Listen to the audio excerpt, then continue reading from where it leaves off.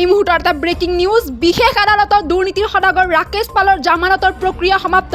আদালতৰ পৰা কেন্দ্ৰীয় কাৰাগাৰলৈ লৈ যোৱা হ'ল ৰাকেশ পালক কেন্দ্ৰীয় কাৰাগাৰৰ পৰা মুকলি হ'ব দুৰ্নীতিৰ সদাগৰ ৰাকেশ পাল 6 বছৰ আৰু 4 মাহ কাৰাবন্দীত্বৰ জীৱন কটালে ৰাকেশ পালে কেন্দ্ৰীয় কাৰাগাৰৰ ভিতৰতো বিলাসী জীৱন কটাইছিল এপিএছচিৰ খলনায়ক ৰাকেশ পালে গুৱাহাটীৰ পৰা বাহিৰলৈ যাব হলে বিশেষ আদালতৰ অনুমতি লৈ যাব লাগিব ৰাকেশ পালে পাছপোৰ্ট জমা ৰখা হৈছে বিশেষ আদালতত এপিএছচি গোচৰত ৰাকেশ পালে সম্পূৰ্ণ সহযোগ কৰিব লাগিব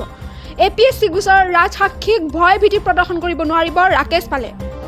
আৰু পুনৰ জনাইছো এটা ব্ৰেকিং নিউজ বিশেষ আদালতৰ দুৰ্নীতিৰ সদাগৰ ৰাকেশ পালৰ জামানতৰ প্ৰক্ৰিয়া ইতিমধ্যে সমাপ্ত হৈছে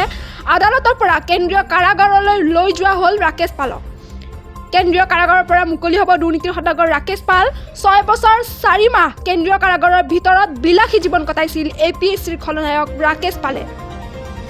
গুৱাহাটীৰ পৰা বাহিৰলৈ যাবলগীয়া হলে বিশেষ আদালতৰ অনুমতি লৈ যাব লাগিব ৰাকেশ পাল পাছপোৰ্ট ইতিমধ্যে জমা ৰখা হৈছে বিশেষ আদালতত এপিএছচিৰ গোচৰত সম্পূৰ্ণ সহযোগ কৰাৰ লগতে এপিএছচি গোচৰৰ ৰাজসাক্ষীক ভয় ভীতি প্ৰদৰ্শন কৰিব নোৱাৰিব ৰাকেশ পালে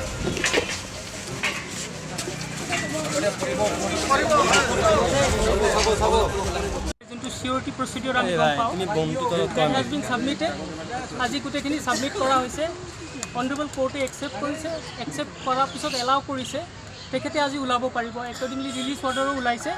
আজি তেখেতে ওলাব পাৰিব এখন কুশল বিধানো কিবা কাম আছিল নেকি এতিয়া মানে যোনটো প্ৰচিডিউৰ আছিলে সিউৰিটি প্ৰচিডিউৰ সেইটো কমপ্লাই কৰা হ'ল হাইকোৰ্টে যোনটো ডাইৰেকশ্যন দিছিলে সেই ডাইৰেকশ্যন হিচাপে আমি কমপ্লাই কৰিলোঁ লাৰ্নেড স্পেচিয়েল কোৰ্টে সেইটো একচেপ্ট কৰিলে একচেপ্ট কৰাৰ পিছত ৰিলিজ অৰ্ডাৰো আজি ইছ্যু কৰিলে আজি আহিব পাৰিব কি কণ্ডিশ্যন হয় যোনখিনি কণ্ডিশ্যনছ আছিলে পাছপৰ্টটো জমা কৰিব লাগে ৰেগুলাৰ এপিয়াৰ হ'ব লাগে যোনটো জেনেৰেল কণ্ডিশ্যনছ থাকে সেইখিনিয়ে কণ্ডিশ্যনছ আছিলে